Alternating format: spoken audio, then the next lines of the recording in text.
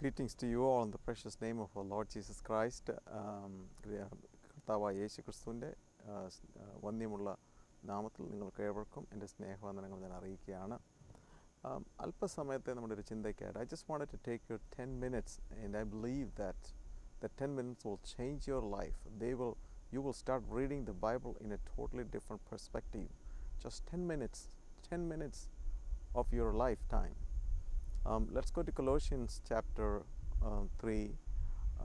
I'll read some verses there. If you then be risen with Christ, seek those things which are above, where Christ sitteth on the right hand of God.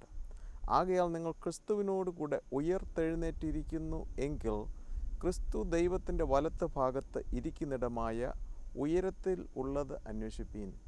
ഒരു വീണ്ടും ജനിച്ച പൈതലിൻ്റെ ആത്മമണ്ഡലത്തിലുള്ള റിയാലിറ്റിയാണ് അപ്പോസ്തലനായ പൗലോസ് ഇവിടെ രേഖപ്പെടുത്തിയിരിക്കുന്നത്. വീണ്ടും ജനിച്ചിരിക്കുന്നതായ ഒരു ദൈവ പൈതൽ അവൻ ക്രിസ്തുവിനോട് കൂടെ സ്വർഗത്തിൽ ഇരുത്തിയിരിക്കുകയാണ്. സ്വർഗത്തിൽ ക്രിസ്തുവിനോട് കൂടെ ഇരുത്തിയിരിക്കുകയാണ് എന്ന് നമ്മൾ മനസ്സിലാക്കണം. ആ സത്യം, ആ reality has to hit you. You are the citizen of heaven. You are the ambassador of Christ.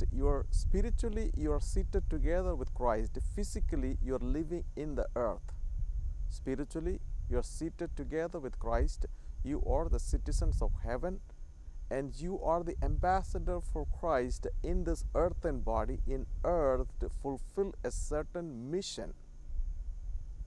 സ്വർഗത്തിൽ ഇരുത്തിയിട്ട് സ്വർഗം ഭൂമിയിൽ സ്ഥാപിക്കുവാൻ അയക്കപ്പെട്ടവരാണ് നമ്മൾ. സ്വർഗത്തിൽ ഇരുത്തിയിട്ട് സ്വർഗം ഭൂമിയിൽ സ്ഥാപിക്കുവാൻ അയക്കപ്പെട്ടവരായ ഓരോ വ്യക്തികളാണ് വിശ്വാസികൾ എന്ന് വിളിക്കുന്ന നമ്മൾ ഓരോരുത്തരും.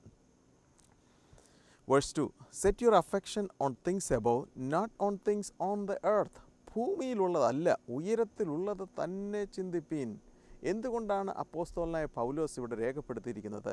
ഉയരത്തിലുള്ളത് തന്നെ ചിന്തിപ്പീൻ. Because your spiritual reality is more than the physical reality. You are seated in the heaven. Therefore set your affections on the things above. നീ ആത്മീകനാണ്, നീ സ്വർഗീയനാണ്. നീ സ്വർഗീയനാണെന്നുള്ള ബോധമാണ് നമ്മുടെ ഓരോരുത്തരുടെയും ജീവിതത്തിൽ ഒരു വലിയ ട്രൂ ട്രാൻസ്ഫോർമേഷനിലേക്ക് നമ്മളെ കൊണ്ടുവരുന്നത്. ഞാൻ ആരാണ്? ക്രിസ്തുവിൽ ഞാൻ ആരാണ്? 2014 വർഷം മുമ്പേ ക്രിസ്തു എനിക്ക് എന്തുവേണ്ടി എന്തു ചെയ്തു എന്ന് ഒരു വ്യക്തി വിശ്വസിക്കുമ്പോഴാണ് അന്ന് നടന്നതായ ആ റിയാലിറ്റി അവൻ്റെ ഫിസിക്കൽ റിയാലിറ്റിയിലേക്ക് ഒരു ട്രാൻസ്ഫോർമേഷനായിട്ട് വരുന്നത്. ക്രിസ്തു 2014 വർഷം മുമ്പേ എനിക്കെന്തു ചെയ്തു? 2014 വർഷം മുമ്പേ യേശുവിനോടുകൂടെ ഞാൻ മരിച്ചു, അടക്കപ്പെട്ടു, ഉയർത്തെഴുന്നേറ്റു. ഞാൻ ക്രിസ്തുവിനോട് കൂടെ സ്വർഗത്തിൽ ഇരുത്തിയിരിക്കുകയാണ്. സ്വർഗത്തിൻ്റെ സിറ്റിസണാണ്. ഭൂമിയിൽ ഈ എർത്തൻ സൂട്ട്, ഈ മൺകൂടാരത്തിൽ നമ്മൾ ഭൂമിയിൽ ആയിരിക്കുന്നത് ഒരു അംബാസഡറായിട്ടുണ്ട്. സ്വർഗത്തിൻ്റെ റെപ്രസെൻറ്റേറ്റീവായിട്ട് ഭൂമിയിൽ ഒരു സ്പെഷ്യൽ പർപ്പസിന് വേണ്ടി വിട്ടിരിക്കുന്നവരാണ് നമ്മൾ എന്നുള്ള ബോധം ഒരു വ്യക്തിക്ക് നഷ്ടപ്പെട്ട് കഴിഞ്ഞാൽ അവന് വിശ്വാസിയുടെ ഒരു ലക്ഷണവും അവൻ്റെ ജീവിതത്തിൽ കാണുവാൻ കഴിയുകയില്ല.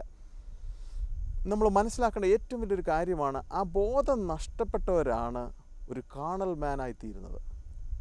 ആ ബോധം ഇന്ന് ദൈവസഭയ്ക്ക് പറ്റിപ്പോയ ഏറ്റവും വലിയ മൂല്യശോഷണം എന്താണെന്ന് നമ്മൾ നോക്കിയാൽ, what happened to the church now is that they lost who they are in this earth. നമ്മൾ ഈ ലോകത്തിൽ ഭൂമിയുടെ ഉപ്പായിട്ട്, we are the salt of the earth and light of the world. Light of the world and salt of the earth, ambassadors of Christ. We are the citizens of heaven. We are here for a purpose. സ്വർഗത്തിൽ ഇരുത്തിയിട്ട് സ്വർഗം ഭൂമിയിൽ സ്ഥാപിക്കുവാൻ അയക്കപ്പെട്ടവരാണ്. ഒരു 5-fold ministry ദൈവവചനത്തിൽ പറഞ്ഞിട്ടുണ്ട്. Ephesians 4 I believe it is in Ephesians 4. ആ 5-fold ministry എന്ന് പറയുന്നതിൻ്റെ നമ്മൾ രക്ഷിക്കപ്പെട്ടതായ നമ്മൾ ഓരോരുത്തരും ആ 5-fold മിനിസ്ട്രിക്കകത്ത് അല്ലാത്ത ഒരു വ്യക്തിയും ആ സഭയ്ക്കകത്തില്ല. ആ സഭയിലുള്ള 5-fold മിനിസ്ട്രിയുടെയും ദൈവം അയച്ചിരിക്കുന്നതിൻ്റെ ഉദ്ദേശം എന്താണെന്ന് ചോദിച്ചാൽ സ്വർഗം ഭൂമിയിൽ സ്ഥാപിക്കുവാനാണ്. സ്വർഗം ഭൂമിയിൽ സ്ഥാപിക്കുവാനാണെങ്കിൽ നിൻ്റെ ചിന്ത എപ്പോഴും സ്വർഗത്തിലായിരിക്കണം. ഉയരത്തിലുള്ളത് ചിന്തിക്കുന്നവനെ ഭൂമിയിൽ അതുപോലെ ഇവിടെ കൊണ്ടുവരാൻ പറ്റുകയുള്ളൂ. Now, verse 3. For you're dead and your life is hid with Christ in God. നിങ്ങൾ മരിച്ചു, നിങ്ങളുടെ ജീവൻ ക്രിസ്തുവിനോട് കൂടെ ദൈവത്തിൽ മറഞ്ഞിരിക്കുന്നു. ഇത് ഓരോ കാര്യങ്ങളും ഓരോ വേഴ്സും അപ്പോസ്തലനായ പൗലോസ് ഒരു വലിയൊരു സ്പിരിച്വൽ ട്രൂത്ത് നമ്മൾ മനസ്സിലാക്കുവാൻ വേണ്ടി ആണ് ആദ്യം ആ ഒരു സ്പിരിച്വൽ ട്രൂത്ത് നമ്മളിലേക്ക് പകർന്നു തരികയാണ്. നിങ്ങൾ മരിച്ചു, നീ മരിച്ചു എന്ന് പറഞ്ഞാൽ നീ മരിച്ചെന്ന്, നമ്മൾ മരിച്ചുവെന്ന് വിശ്വസിക്കേണ്ടത് ദൈവവചനം വായിക്കുമ്പോഴാണ്. ആ സ്പിരിച്വൽ റിയാലിറ്റി നമ്മൾ മനസ്സിലാക്കണം. ഞാൻ മരിച്ചു. അതുകൊണ്ടാണ് അപ്പോസ്തലനായ പൗലോസ് ഈ റിയാലിറ്റി മനസ്സിലാക്കിയ അപ്പോസ്തലനായ പൗലോസാണ് ഗലാത്യർ 2:20 ഇങ്ങനെ പറയുന്നത്, I have been crucified with Christ. It is no longer I who live, but Christ lives in me. I'm living by the faith of the Son of God. ഇന്ന് അപ്പോസ്തലനായ പൗലോസിൻ്റെ മാത്രം അനുഭവമല്ല, ഈ ലോകത്തിലുള്ള എല്ലാ മനുഷ്യരെയും മാനവജാതിയുടെ മൊത്തം spiritual ട്രൂത്താണ്. I have been crucified with Christ. It is no longer I who live. I live by the faith of the Son of God. ഇന്ന് നമ്മൾ ജീവിക്കുന്നത് യേശുവിൻ്റെ ജീവനാലാണ്. ഞാൻ മരിച്ചു. ഞാനെന്ന് പറയുന്ന വ്യക്തി 2014 വർഷം മുമ്പേ മരിച്ചു എന്ന് ഞാൻ വിശ്വസിക്കുന്നതാണ് ഇന്നത്തെ എൻ്റെ ക്രിസ്തീയ ജീവിതത്തിൻ്റെ ഏറ്റവും വലിയ ജയം. ഞാൻ മരിച്ചു. 2014 വർഷം മുമ്പേ യേശു മരിച്ചപ്പോൾ യേശുവിനകത്ത് ഞാനുമുണ്ടായിരുന്നു. I have been crucified with Christ. I am dead. I am buried. Now I am resurrected with Christ. It is no longer I who live, but Christ lives in me. ഇന്ന് ഞാൻ ജീവിക്കുന്നത് യേശുവിൻ്റെ വിശ്വാസത്താലാണ്, യേശുവിൻ്റെ ഐഡൻറ്റിറ്റിയിലാണ്.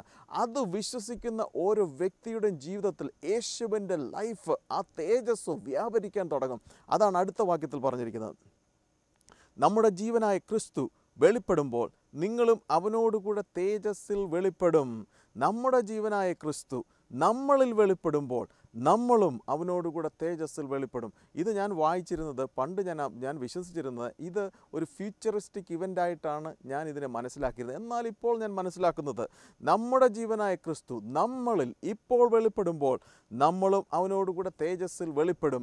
ഒരു തേജസ്സിൻ്റെ ശുശ്രൂഷയ്ക്ക് വേണ്ടി വിളിക്കപ്പെട്ടവരാണ് വിശ്വാസികളായുന്ന നമ്മളെ ഓരോരുത്തരും.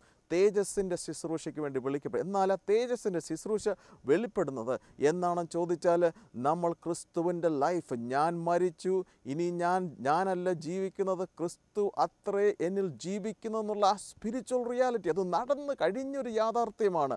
നടക്കാൻ പോകുന്നതല്ല, നടന്നു കഴിഞ്ഞൊരു യാഥാർത്ഥ്യമാണ്. When you and me believe that spiritual truth, when it gets rooted in me, then the life of that truth will be manifested in me. അതുകൊണ്ടാണ് യേശു ക്രിസ്തു ഇപ്രകാരം പറഞ്ഞത്, You shall know the truth and the truth shall set you free. ഓരോ കാര്യങ്ങളും ഓരോ ആത്മീകമായ ആഴത്തിലുള്ള സത്യങ്ങൾ നമ്മുടെ ജീവിതത്തിൽ മനസ്സിലാക്കുമ്പോഴത്തേക്കാണ് നമ്മുടെ ജീവിതത്തിൽ ട്രാൻസ്ഫർമേഷൻ ഉണ്ടാകുന്നത്. ഒരു ആത്മീകനെന്ന് പറഞ്ഞാൽ അവന് ആത്മമണ്ഡലത്തിൽ അവൻ ആരാണെന്ന് മനസ്സിലാക്കി ആ സത്യത്തിന്മേൽ ജീവിക്കുന്നവനാണ് ആത്മീകൻ. അവൻ്റെ ജീവിതത്തിൽ മിസ്റ്റേക്ക് വരത്തില്ലെന്നല്ല, അവൻ്റെ ജീവിതത്തിൽ അവൻ എടുക്കുന്ന ഓരോ സ്റ്റെപ്പും അവൻ ആത്മമണ്ഡലത്തിൽ അവൻ ആരാണെന്നുള്ള ആ യാഥാർത്ഥ്യം മനസ്സിലാക്കി ആ യാഥാർത്ഥ്യത്തിന്മേലാണ് അവൻ്റെ ജീവിതത്തിൽ എടുക്കുന്ന ഓരോ ഡിസിഷനും. Listen to the next verse. It is a very powerful verse. Mortify therefore your members which are upon the earth, fornication, uncleanness, inordinate affection, evil concupiscence, and covetousness, which is idolatry. ആകയാൽ ദുർനടപ്പ്, അശുദ്ധി, അതിരാഗം, ദുർമോഹം, വിഗ്രഹാരാധനയായ അത്യാഗ്രഹം, ഇങ്ങനെ ഭൂമിയിലുള്ള നിങ്ങളുടെ അവയവങ്ങളെ മരിപ്പിപ്പീൻ. എങ്ങനെയാണ് നിങ്ങൾ മരിപ്പിക്കുന്നതെന്ന് ചോദിച്ചാൽ, ഒരിക്കൽ എൻ്റെ മരണം നടന്നു എന്ന് വിശ്വസിക്കുമ്പോഴത്തേക്കാണ് ആ മരണത്തിൻ്റെ ആ ശക്തി നമ്മളിൽ വ്യാപരിക്കാൻ തുടങ്ങുന്നത്. ഞാൻ മരിച്ചു, ഇനി ഞാനല്ല ജീവിക്കുന്നത്, ക്രിസ്തുവാണ് എന്നിൽ ജീവിക്കുന്നതെന്ന് വിശ്വസിക്കുമ്പോഴത്തേക്കാണ് നമ്മുടെ ജീവിതത്തിൽ ക്രിസ്തുവിൻ്റെ ആ തേജസ്സിൻ്റെ ശുശ്രൂഷ വെളിപ്പെടുന്നത്. ഞാനെന്ന് പറയുന്ന ആ വ്യക്തിയുടെ മരണവും എൻ്റെ ജീവിതത്തിൽ വ്യാപരിക്കാൻ തുടങ്ങുന്നത്. അതേ സമയത്ത് തന്നെ ക്രിസ്തു ഞാൻ മരിച്ചു എന്ന് വിശ്വസിക്കുകയും അതേ സമയത്ത് ക്രിസ്തു എന്നിൽ ജീവിക്കുന്നു എന്ന് വിശ്വസിക്കുമ്പോൾ ആ തേജസ്സിൻ്റെ ശുശ്രൂഷ നമ്മൾ വെളിപ്പെടുകയാണ്. എന്നെയും നിന്നെയും വിളിച്ചിരിക്കുന്നത് ഒരു വലിയ ശക്തിയേറിയ സഭ, ഞാൻ ഏറ്റവും വിശ്വസിക്കുന്ന ഈ ദിവസങ്ങളിൽ ഒരു ഗ്ലോറിയസ് ചർച്ചിന് വേണ്ടിയാണ്. ഒരു മഹത്വമേറിയ ഒരു സഭ ഭൂമിയിൽ കാണാൻ പോകുന്ന ദിവസങ്ങളാണ് ഇനിയുള്ള ദിവസങ്ങൾ. അത്ഭുതങ്ങളും അടയാളങ്ങളുടെ ശുശ്രൂഷ, അനേകർ തങ്ങൾ തിരിച്ചറിയുന്ന ഒരു ദിവസങ്ങളാണ് ഈ ദിവസങ്ങൾ. ആത്മമണ്ഡലത്തിൽ താൻ ആരാണെന്ന്, ക്രിസ്തുവിൽ ഞാൻ ആരാണെന്ന് മനസ്സിലാക്കുന്ന ഒരു വ്യക്തിയുടെ ജീവിതത്തിൽ ഒരു true transformation. Every truth when he understand it, that is going to transform him, that is going to make him repent. I mean, the repentance means change the way they think. Every time you understand the truth, every time you get a revelation about what happened to me on the cross, there is a repentance. That repentance means change the way I think. I will no longer look the world before. When I get a truth, like I will look through the truth, and the repentance is happening constantly in our life. അതുകൊണ്ട് നമ്മൾ ഈ ഒരു 10 മിനിറ്റത്തെ ഇതുകൊണ്ട്, where are you? Who you are? You are the citizen of heaven. You are the ambassador of Christ. Your sins are forgiven forever. Your past, present and future sins are forgiven forever. നിൻ്റെ പാപം ക്ഷമിച്ചില്ലായിരുന്നുവെങ്കിൽ നിന്നെ ഒരിക്കലും സ്വർഗത്തിൽ ഇരുത്തുവാൻ കഴിയുകയില്ല. നിൻ്റെ ഇന്നലത്തെയും ഇന്നത്തെയും നാളത്തെയും പാപം കർത്താവ് ഒരിക്കലായിട്ട് എന്നേക്കുമായി കാൽവറി ക്രൂശിൽ ഏറ്റെടുത്തു കഴിഞ്ഞു. അതിനുശേഷമാണ് നിന്നെ സ്വർഗത്തിൽ ഇരുത്തിയിരിക്കുന്നുള്ള ബോധം. ആ ബോധം നിന്നെ ഭരിക്കട്ടെ. ഇന്നത്തെ സഭയ്ക്ക് വന്ന മൂല്യശോഷണം, ഈ ഒരു അവസ്ഥ, ഈ ട്രൂത്ത് മനസ്സിലാക്കാതെ പോകുന്നതാണ് ഒരു വിശ്വാസിയുടെ ഏറ്റവും വലിയ പരാജയം.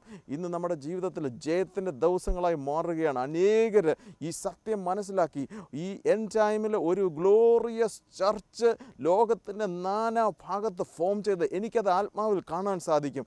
അനേകർ ഈ സത്യം, ഈ തിരിച്ചറിവിലേക്ക് വന്ന അനേകർ വാഴുവാൻ, ഈ ലോകത്തിൽ വാഴുവാൻ സൃഷ്ടിക്കപ്പെട്ടതാണ് സഭ ഈ ലോകത്തിൽ വാഴുവാൻ പോകുന്ന ദിവസങ്ങളാണ് ഇനിയുള്ള ദിവസങ്ങൾ. May God bless you with these words. We'll see you tomorrow again or again next time. Thank you and God bless you.